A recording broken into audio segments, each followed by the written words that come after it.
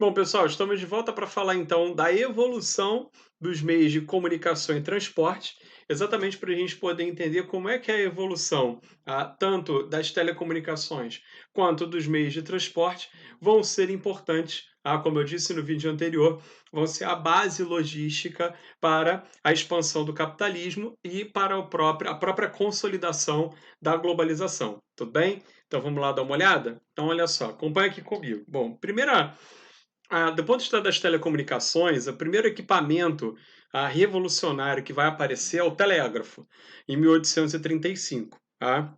O telégrafo ele vai ser fantástico, porque pela primeira vez na história da humanidade você vai poder transmitir uma informação com relativa segurança para uma outra pessoa sem que você precise levar essa informação. Sem que você precise portar essa informação efetivamente. Né?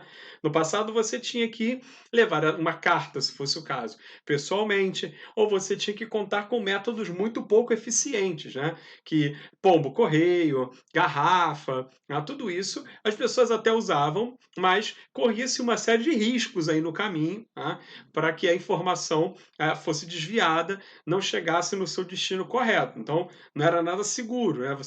A não ser que alguém aqui tenha alguma experiência positiva no sentido da confiança com um pombo, né? Ou então uma certeza absoluta de que você vai colocar alguma coisa lá numa garrafa e jogar no mar e confiar demais nas correntes marítimas para que aquela garrafa chegue no lugar que você deseja e mais, né? Você ainda contar com a sorte de aquela garrafa encontrar a pessoa que você quer, né, enviar a mensagem. Então, aí que tá. Ou você levava essa mensagem pessoalmente, ou você pedia um mensageiro para fazer isso, que também tinha lá uma série de riscos. O sujeito podia morrer no meio do caminho, podia te trair, ou seja, ou você levava a mensagem, ou você tinha sérios problemas aí para ter exatamente certeza que aquela mensagem chegou ou não. E o telégrafo, de alguma maneira, ele acaba com isso, porque pela primeira vez você vai poder fazer uma transmissão relativamente remota. No primeiro momento, ele precisa de fios de cobre, né, para poder funcionar,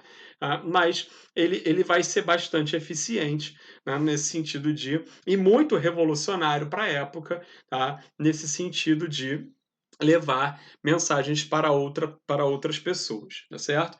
Depois do telégrafo vem o telefone, né, no final do século XIX, né, o que sem dúvida nenhuma vai ser também uma grande evolução. Em seguida, já no século XX, a gente tem o rádio, tá? Em 1921. Por enquanto, a gente está falando de coisas em que as datas são possíveis, assim, são datas mais precisas, tá? Da invenção e do lançamento, né, do aparelho, efetivamente, a primeira transmissão.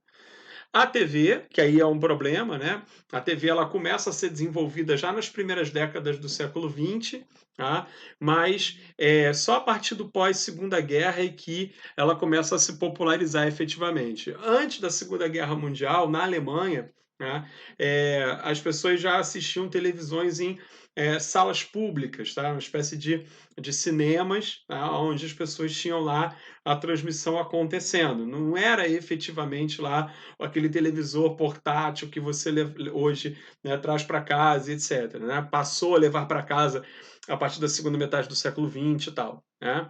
Então, no pós-segunda guerra, a TV se torna mais popular.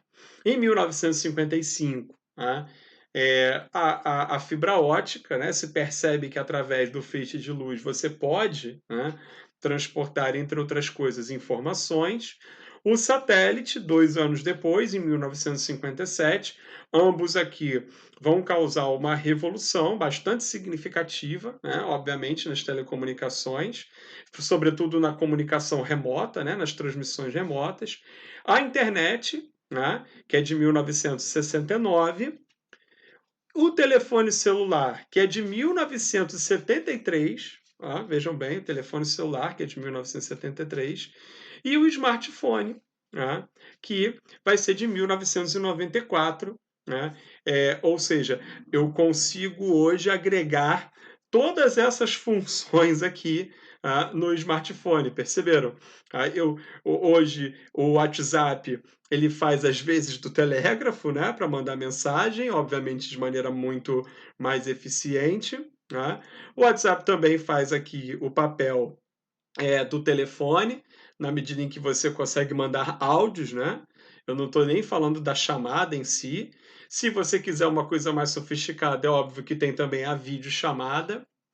Nos telefones celulares, nos smartphones, perdão, você consegue ouvir rádio, consegue assistir TV, graças, obviamente, aqui aos cabos de fibra ótica, as transmissões via satélite, tá? Então, essa evolução gradativa que a gente mostrou aí, que a gente resumiu aí, dos meios de telecomunicação, é óbvio que foram fundamentais para o avanço do capitalismo e a consolidação da globalização.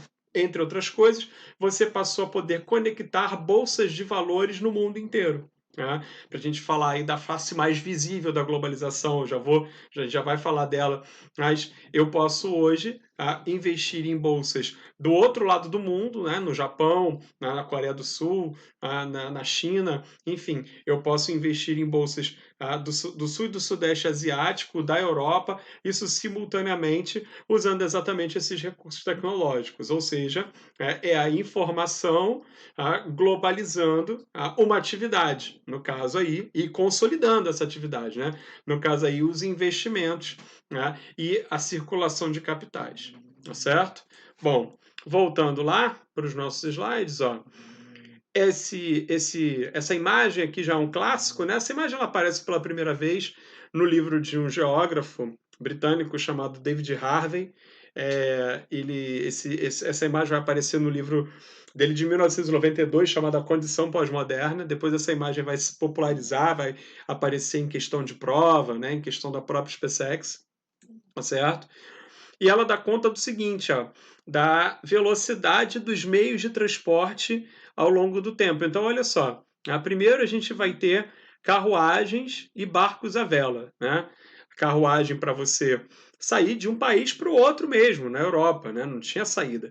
Você vai de carruagem porque não existe outro meio de transporte. Se você precisa cruzar mares e oceanos, a tua solução é a boa e velha caravela. Foi assim que os portugueses chegaram aqui, foi assim que Cristóvão Colombo chegou na América, foi assim que Américo Vespucci chegou depois, e todos os outros, né, durante muito tempo. Até que no século XVIII, a gente vai ter o início, no século XIX, perdão, a gente vai ter o início, né, dos trens a vapor, certo? A famosa Maria Fumaça aqui, tá certo? Que vai começar a, obviamente, encurtar de maneira bem significativa as distâncias, ou melhor, vai diminuir o tempo, né? A expressão correta, é claro que essa figura aqui ela mostra o mundo em relativo encolhimento, mas é evidente que não é isso que acontece, né? Na verdade, até quando a gente usa a expressão encurtar distâncias, né, isso está errado, né? Na essência da palavra. Você não encurtou a distância está lá, ela continua a mesma. O problema é que você consegue percorrê-la em menor tempo. É exatamente o que, obviamente, aqui o vapor faz. O barco a vapor também, essa aqui é a imagem do clássico da indústria naval do início do século XX, que é o Titanic, tá certo? Em seguida, os aviões, sobretudo a partir da segunda metade do século XX, né? São os aviões a propulsão. Esse aqui é um clássico da aviação nacional, o turbohélice da Panair, que era a principal companhia aérea do Brasil até a década de 1960, 70, né? E em seguida, os aviões a jato, né? Esse aqui é um ícone também, um supersônico, que ficou conhecido como Concorde, tá? E que fazia, por exemplo, a rota entre Londres e Nova York em menos de 3 horas, né? Em 2 horas e 50 aproximadamente, tá? O que era, isso na década de 1980, para vocês terem uma noção, o que era algo assim impensável. Então, os meios de transporte, percebam, a evolução, primeiro, das telecomunicações, como eu mostrei ali, e a evolução dos transportes acontecendo em paralelo, na medida em que as fases do capitalismo vão avançando, é exatamente o que dá aí a base para que a globalização se sustente e se consolide, né, agora no final do século XIX, do século XX e início do século XXI. Tudo bem? Mais uma paradinha, a gente volta para fechar aqui com as dimensões da globalização.